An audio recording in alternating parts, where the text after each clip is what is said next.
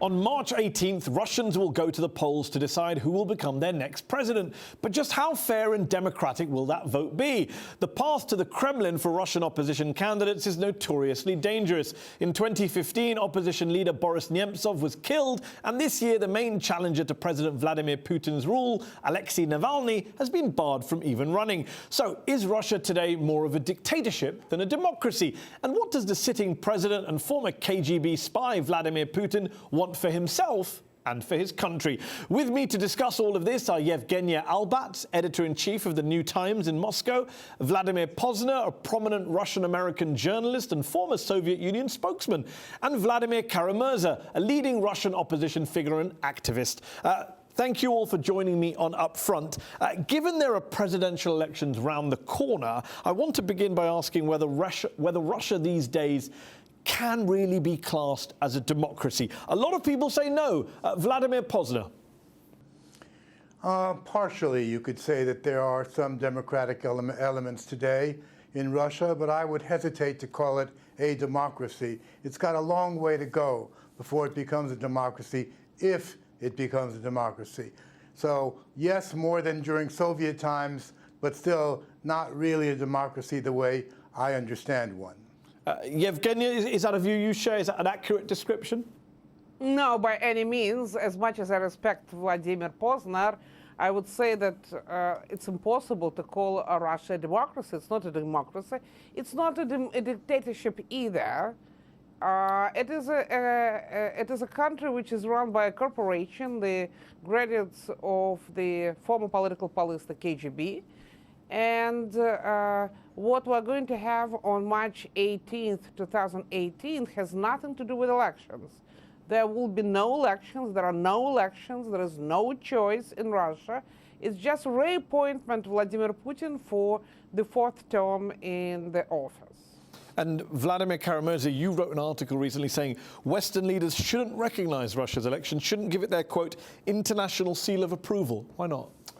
Well, when we speak about elections in Russia, we have to put the word in quotation marks, because for more than 18 years now, we've not had a free and fair and democratic election in our country. And you don't have to take my word for it. Just look at all the reports by OSCE observers and Council of Europe observers who have monitored Russian elections in these past 2 decades. And it's frankly very puzzling when every time we've had elections, again, so-called elections in our country, we have observers coming in from the OSCE, from the Council of Europe, from democratic nations. And these observers are issuing these absolutely damning reports that there's no real competition, there's no real choice, these are not real elections. And yet, a few hours after these observers from Western countries issue those reports, the leaders of those same Western countries, the democratically elected presidents and prime ministers, pick up the phone and call Mr. Putin to congratulate him. To congratulate him on what? In effect, on a successful theft of the votes. And when we're speaking about this so-called presidential election that will take place on the 18th of March, we can discuss for a long time all the different ways and methods the Kremlin has mastered in terms of manipulating and controlling the electoral process. But I think, frankly, it is enough to mention just one fact. There were two prominent opposition leaders who were planning to challenge Vladimir Putin for the presidency in 2018. One was Boris Nemtsov, the former Russian deputy prime minister, the most recognizable face of the Russian democratic opposition, who will not be on the ballot next month because he was killed almost 3 years ago on the bridge in front of the Kremlin. And the second challenger is the anti-corruption activist Alexei Navalny, who spent the last year campaigning all across the country, drawing hundreds and thousands of people at rallies everywhere he went. And he's not going to be on the ballot because the Russian authorities have deliberately disenfranchised him with a politically motivated court conviction that was, by the way, overturned already by the European Court of Human Rights, but it still served as grounds to disenfranchise him. It is not difficult to win an election when your opponents are not actually on the ballot. And so let's put that point to Vladimir Pozner. If it's not that difficult to win an election when your opponents are not on the ballot, but what's the point of the election? Is it just for international approval? Is it just to kind of give some kind of fig leaf of legitimacy? If there's no choice, if there's this manipulation, as Yevgenia and Vladimir Kara-Murza are pointing out, what's the point of these elections? Before I answer that question, I'd like to make a point myself. When I was asked to participate in this program, I said I was not interested in getting into a debate. I am not a debater, I'm a journalist. I'm not an opposition, I'm not a pro. I'm not a big fan of Putin's, but I like to try to be objective. With all due respect, Mr. Kara-Murza, as you said, is an active opposition person, and so is Yevgenia ALBATS in what she does in her magazine. I'm simply not interested in that kind of discussion. It's very clear what they're going to say, probably pretty clear what I'm going to say, because people do go to the poll and they do vote, and for whatever reasons, Putin has a very high percentage of support. And it's not because people are stupid. As I say again, I'm not a Putin supporter. But either you have to see things the way they are, or you describe them the way you want them to be or want people to believe them to be. It's not a discussion I'm interested in. So I think what I'm going to do is I'm going to let the two people talk and agree with each other on all the negative things that they're going to say, and I'll do some other stuff that is much more interesting for me. So I'm going to thank you for the opportunity, but that's about it. I really have no interest in participating in this. This is an ideological debate, and I'm no longer interested in ideology. Thank you very much. What did you want to I'm debate, just out of interest? Wow. Well, I think, unfortunately, with all the respect for Mr. Pozner's professionalism First time that's happened on UpFront, I've got to say that. many years in Russian media and all its various guises in Soviet in the 90s and today, I think that is actually the basic point about the people who are either open Putin supporters or who pretend to be objective but who are in fact Putin supporters, that they always run away from genuine debate. So just to clarify for our viewers, we had a guest, Vladimir Pozner, joining us from London, who's a well-known Russian journalist, here to try and express a different view to Vladimir Kara-Murza, who is an opposition activist, and YEVGENIA ALBATS, who is an independent journalist in Moscow. He's decided to leave us. Let me go to YEVGENIA ALBATS in Moscow, and let me ask you this. When you hear people like Vladimir Pozner, who's now departed this show, say you're ideologues, you're opposition figures, what's your response to that? I'm surprised because Vladimir Pozner is a very experienced, very professional journalist, and he himself spent quite some time working as a Soviet propaganda mouthpiece during the Soviet times, and then he himself denied that. Vladimir Pozner has his own show on Channel 1, which belongs to the state and which is unfortunately is just another propaganda machine to mislead Russian people. Yevgenia, a lot of people watching... Therefore, I understand his move. A lot of people watching might wonder how it is that in a country where we hear there's so much propaganda and crackdowns on the press, how does someone like you operate then? You seem to be running a magazine, you're here, you're speaking from Moscow, speaking freely to me now and to our audience about what's going on. How does that all fit together? It is very difficult.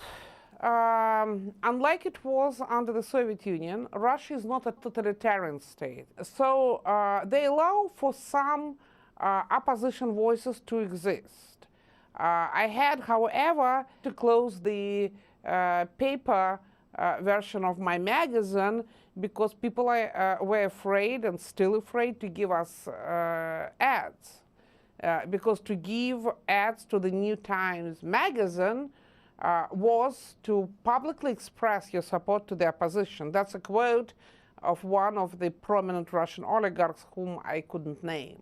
So therefore, we are running on very small budgets. The magazine now is only digital, and most likely we will go out of business in the months to come. Let me put that point to Vladimir Kara-Murza, who's here with me.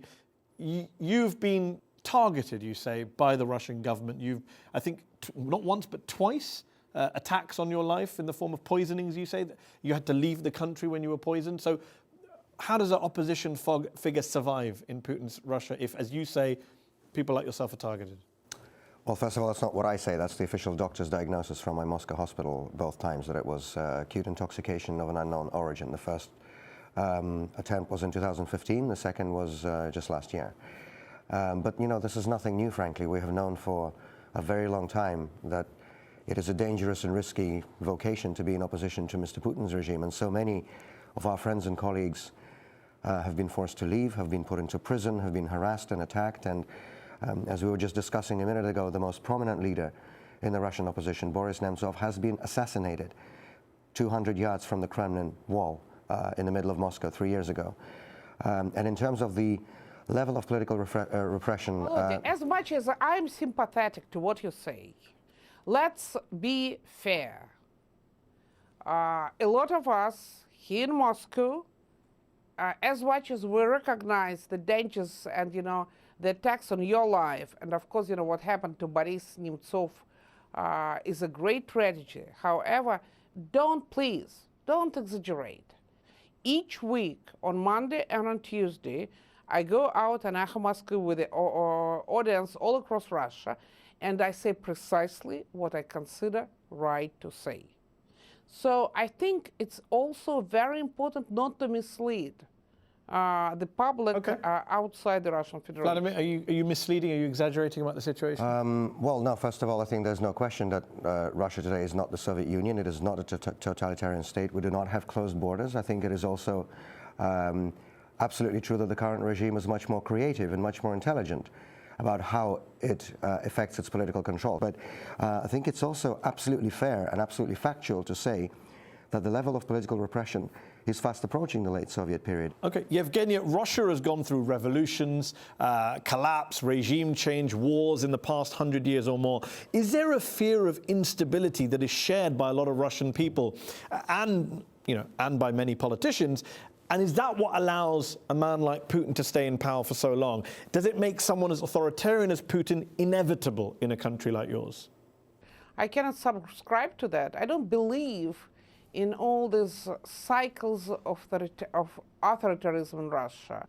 Whereas some people, are crying wolves outside Russia, Alexei Navalny has managed to ask people out on the streets, and people went out on the streets in 118 cities of the Russian Federation. Of course, this type of regime is no friend to democracy by any means. It goes without saying that Putin will tighten screws after his yet another inauguration in May 2018.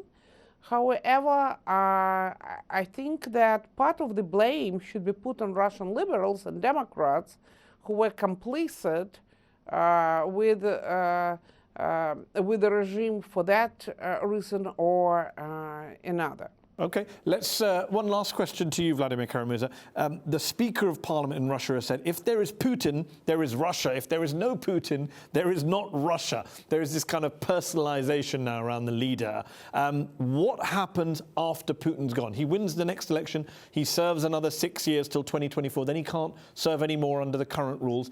Is he going to go? Is there going to be a post-Putin Russia, or is he going to stay on for life somehow? First of all, that statement that you quoted from Mr. Volodin, that is one of the most insulting statements I have ever heard about Russia or the Russian people. To even suggest that, there wouldn't be a country with such a rich heritage, such a great culture as Russia, without any one person, let alone this one, is absolutely insulting.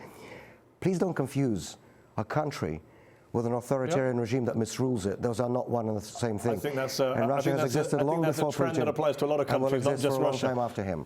And when you say after him, when will we see the back of him, do you think, in your view? One thing, again, I'm a historian by education. One thing we definitely know from the modern history of Russia is that big political changes in our country happen quickly and unexpectedly. Let me put that last word to you, Yevgenia. Do you agree with that there's no guarantee if Putin's re-elected that he lasts a full term to 2024? Or do you think he stays on for life? He changes the rules again?